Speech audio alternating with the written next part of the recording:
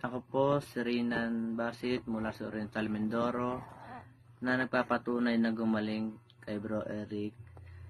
Sa ngalan ng Poong Jesus Nazareno, ako po ay nagpapasalamat at ako'y pinagaling at nakarecover po ang aking katawan.